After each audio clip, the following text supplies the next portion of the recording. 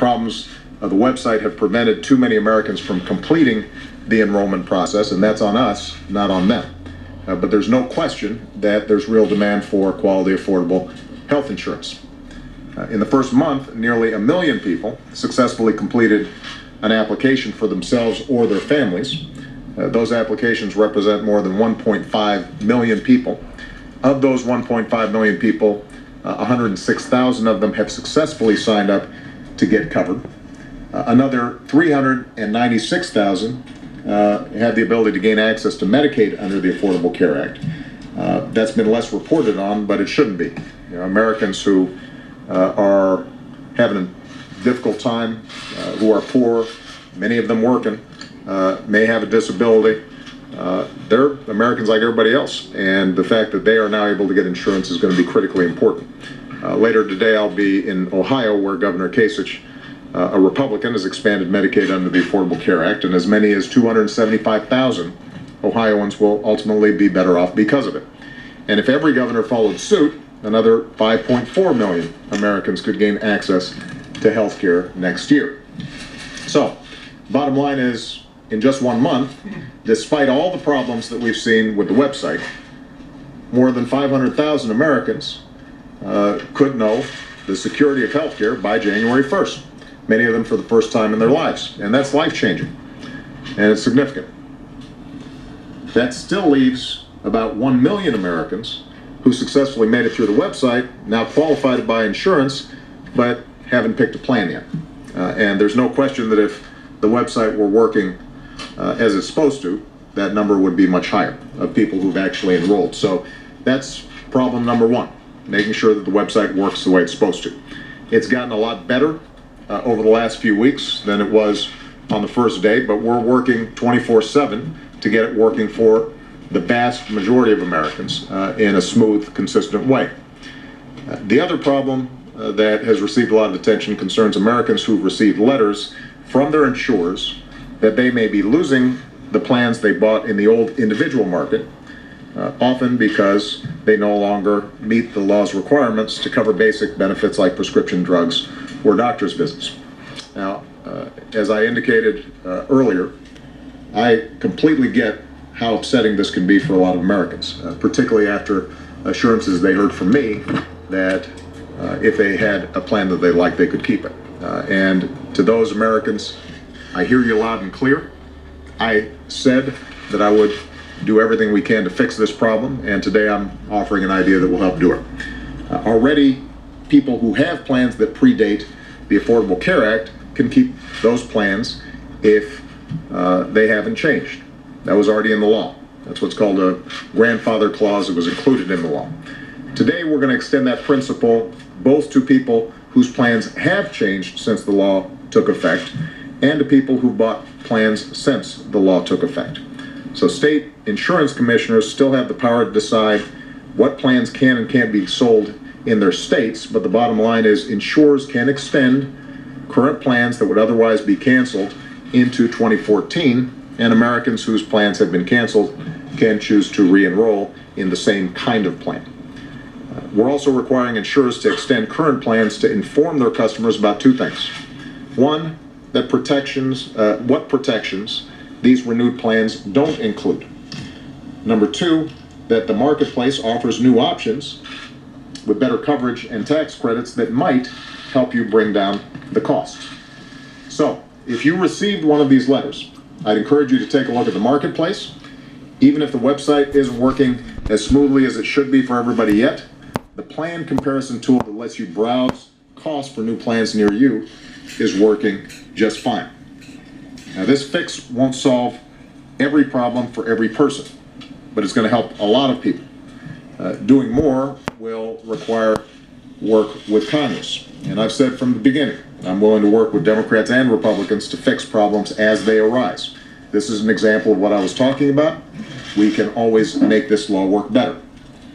It is important to understand, though, that the old individual market was not working well.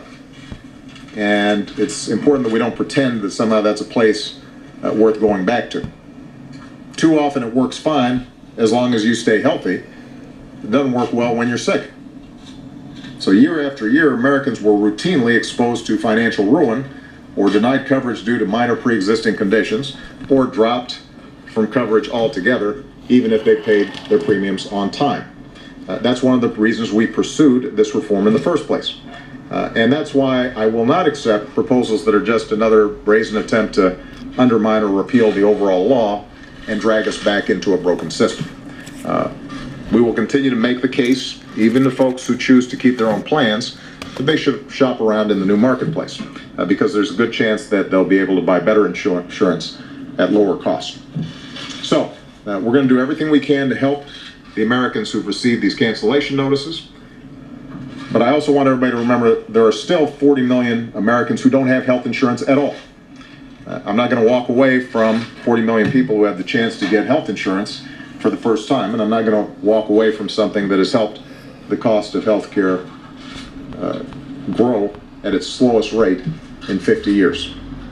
So we're at the opening weeks of the project to build a better health care system for everybody, a system that will offer real financial security and peace of mind to millions of Americans.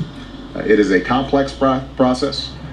There are all kinds of challenges. I'm sure there will be additional challenges that come up. And it's important that we're honest and straightforward in terms when we come up with a problem with these reforms and these laws, that we address them. But we've got to move forward on this. It took 100 years for us to even get to the point where we could start talking about and implementing a law to make sure everybody's got health insurance. And my pledge to the American people is that we're going to solve the problems that are there. We're going to get it right. And the Affordable Care Act is going to work for the American people. So with that, I'm going to take your questions, and I'm going to start with Julie Pace of AP. Thank you, Mr. President. The combination of the website problems and the concerns over the policy cancellations has sparked a lot of worry within your own party. And polls also show that you're taking some hits with the public on both your overall job approval rating and also on factors like trust and honesty. Do you feel as though the flawed healthcare rollout has led to a breach in the public trust and confidence in government? And if so, how do you plan to resolve that? There is no doubt that people are frustrated. We just came out of a shutdown, and the possibility that for the first time in over 200 years we wouldn't pay our bills. And people breathed a sigh of relief when that finally got done, and the next thing they know is that the president's healthcare reform can't get the website to work, and that there's these other problems with respect to cancellation notices. And I understand why folks are frustrated. I would be too, because sometimes people look at what's taking place in Washington and they say not enough is getting done that helps me with my life. And regardless of what Congress does, ultimately I'm the President of the United States, and they expect me to do something about it. So in terms of how I intend to approach it, I'm just going to keep on working as hard as I can around the priorities that the American people care about. And I think it's legitimate for them to expect me to have to win back some credibility on this healthcare law in particular, and on a whole range of these issues in general. That's on me. I mean, we fumbled the rollout on this healthcare law.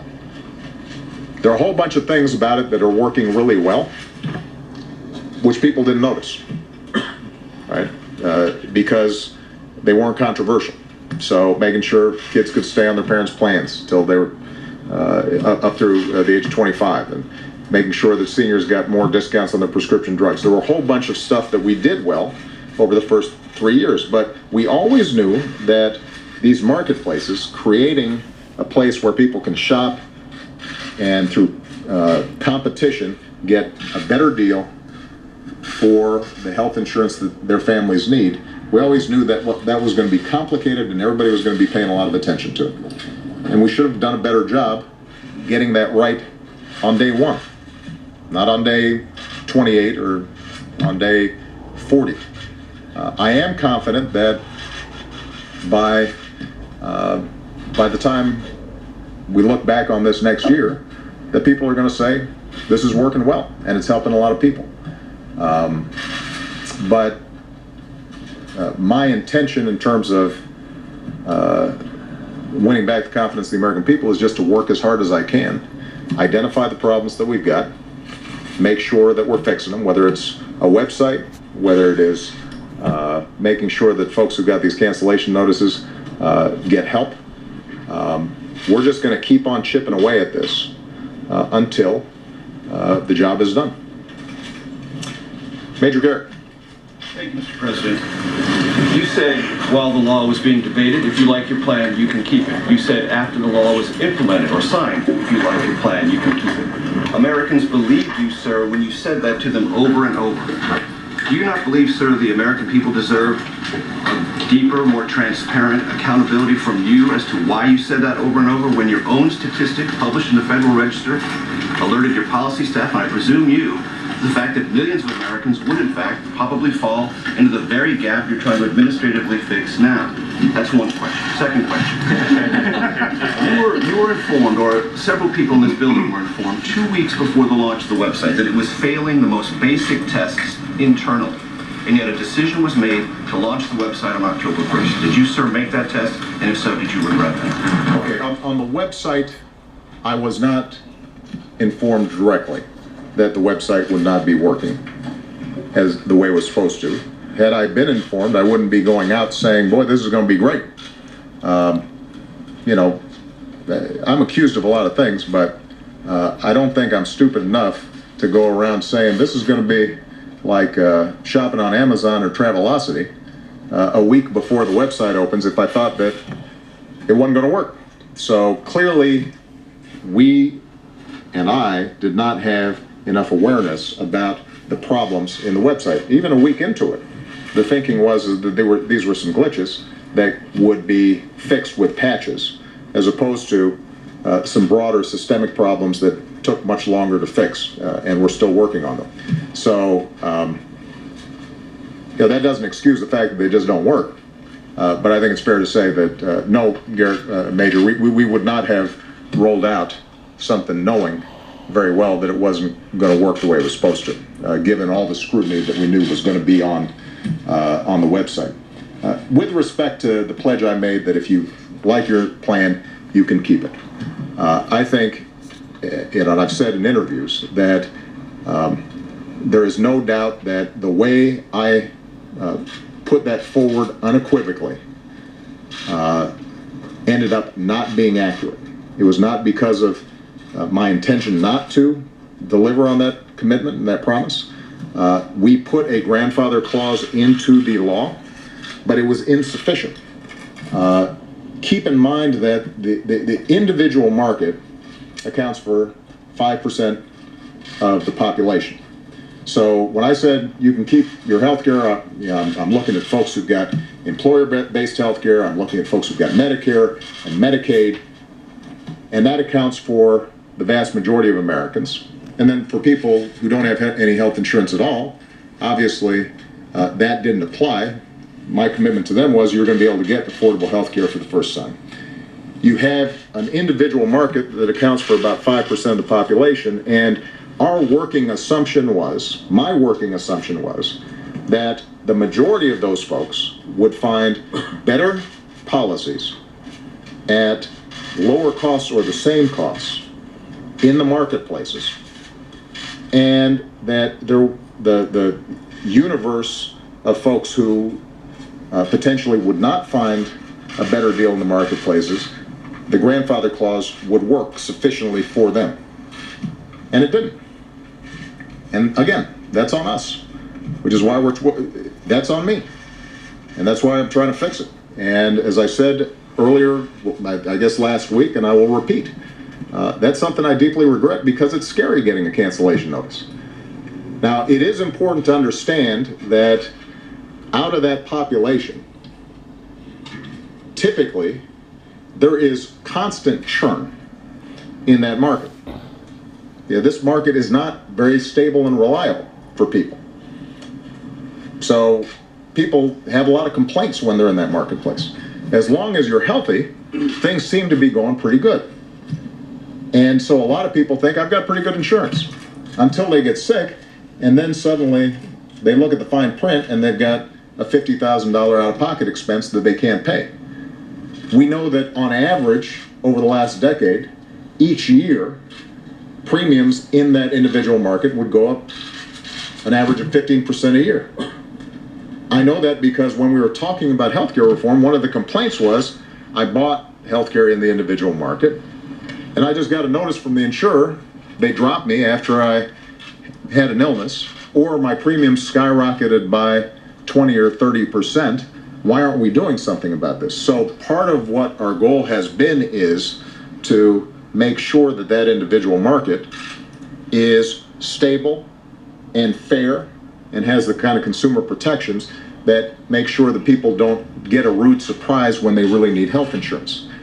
But if you just got a cancellation notice, and so far you're thinking my prices are pretty good, you haven't been sick, and it fits your budget, and now you get this notice, you're going to be worried about it. And if the insurer is saying the reason you're getting this notice is because of the Affordable Care Act, then you're going to be understandably aggravated about it.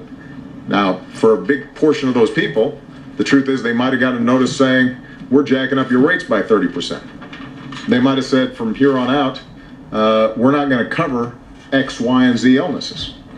We're changing the policy, because these were all 12-month policies. The insurance companies were under no obligation to renew the exact same policies that you had before.